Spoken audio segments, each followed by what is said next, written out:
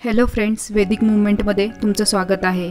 आज आपण हे पाहणार आहोत की ॲबॉर्शन किट घेतल्यानंतर म्हणजेच एमटीपी किट घेतल्यानंतर किती दिवसापर्यंत ब्लीडिंग होईल असा प्रश्न बराच वेळा विचारला जातो।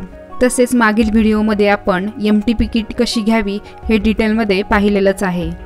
तर एमटीपी किट घेतल्यानंतर ब्लीडिंग किती दिवस होईल हे तुमच्या जेस्टेशनल एजवर अवलंबून राहील। ब्लीडिंग किती दिवस होईल हे गर्भ किती दिवसांचा आहे यावरही अवलंबून असते। मागील व्हिडिओमध्ये आपण पाहिलेलंच आहे की एमटीपी किट आपण किती दिवसांपर्यंत घेऊ शकतो, म्हणजेच किती आठवड्यांच्या प्रेग्नन्सीचं ॲबॉर्शन करण्यासाठी आपण एमटीपी किट घेऊ शकतो। आणि एमटीपी किट घेण्यासाठी गर्भ किती दिवसांचा आहे हे जाणून घेणं खूप महत्त्वाचे असते। जर तुम्ही एमटीपी किट अर्ली प्रेग्नन्सीमध्ये घेताय म्हणजे प्रेग्नन्सीच्या सुरुवातीच्या दिवसांमध्येच घेताय तर याचे सक्सेस रेट 97% असतात। आणि अर्ली प्रेग्नन्सी म्हणजेच पहिले 2 महिने आपण एमटीपी किट घेऊ शकतो आणि याचे सक्सेस रेट 97% असतात। जर तुम्हाला डॉक्टरांनी ज्याप्रमाणे सांगितलंय त्याप्रमाणे जर तुम्ही व्यवस्थित गोळ्या घेतल्या म्हणजे एमटीपी किट जर व्यवस्थित तुम्ही घेतली तर तुमचं कंप्लीट ॲबॉर्शन होण्याचे 97% चान्सेस असतात।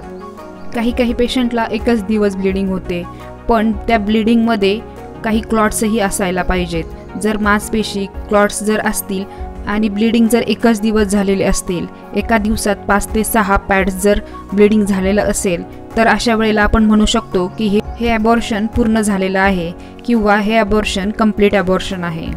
आणि त्यानंतर 1 महिनाभर अजिबात तुम्हाला स्पॉटिंगही झालं नाही किंवा ब्लीडिंगही नाही झालं तर असं समजून घ्यायचं की तुमचं कंप्लीट ॲबॉर्शन असू शकतं।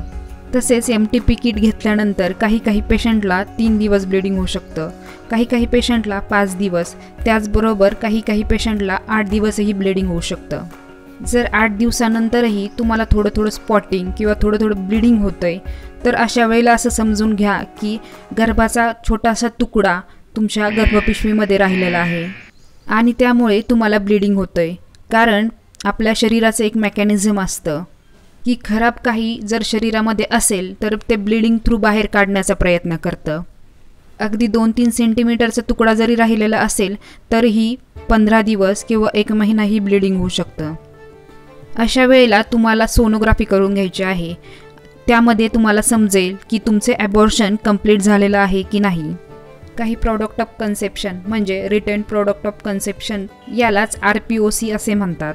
आणि हे रिटर्न प्रॉडक्ट ऑफ कन्सेप्शन जर आतमध्ये कुठे राहिलेलं तर नाही आहे आणि ते कुठल्या भागामध्ये आहे ते, आणि काही वेळेला हे प्रॉडक्ट गोळ्या घेतल्यानंतरही बाहेर येत नाही, अशा वेळेला DNC करून घ्यावे लागते।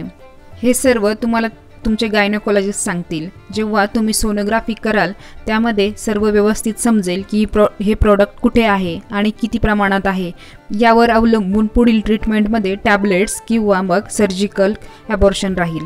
तसेच सांगितल्याप्रमाणे अर्ली प्रेग्नन्सीमध्ये 1 ते 2 दिवसही ब्लीडिंग होऊ शकतं, कधी 5 दिवसही ब्लीडिंग होऊ शकतं, 8 दिवसही ब्लीडिंग होऊ शकतं आणि जास्तीत जास्त 10 दिवसही ब्लीडिंग होऊ शकतं।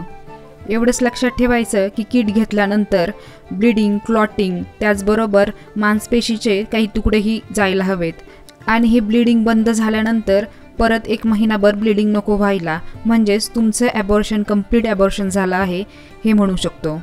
आणि यासाठी कन्फर्मेशन म्हणून सोनोग्राफीही करणं गरजेचं आहे, कारण कन्फर्म आपण सोनोग्राफीवरच सांगू शकतो की ॲबॉर्शन प्रोसेस कंप्लीट झाली आहे की नाही।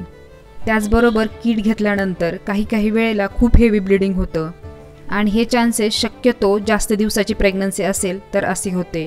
आणि हे खूप जर हेवी ब्लीडिंग होत असेल तर तुम्हाला लवकरात लवकर गायनेकोलॉजिस्टला दाखवून घ्यायचे आहे, कारण एवढं हेवी ब्लीडिंग होतंय म्हणजे ॲबॉर्शन प्रोसेस व्यवस्थित होत आहे की नाही हे जाणून घेणं खूप गरजेचं आहे, नाहीतर एमर्जन्सीमध्ये लगेच सर्जिकल ॲबॉर्शन करून घ्यावे लागते। त्यामुळे जेस्टेशनल एज किती आहे त्यानुसारच गोळ्या घ्या, त्याचबरोबर ब्लीडिंगमध्ये क्लॉट्सही जात आहेत की नाही याकडे लक्ष द्या। आणि खूप हेवी ब्लीडिंग होत असेल किंवा खूप पेनफुल ब्लीडिंग होत असेल अशा वेळेला डॉक्टरांचा सल्ला घ्या। तर एमटीपी किटची ही सिरीज चालू आहे, तिचा होता हा 2nd video.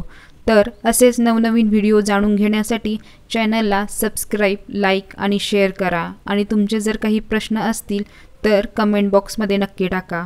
Stay healthy, stay happy. Thank you.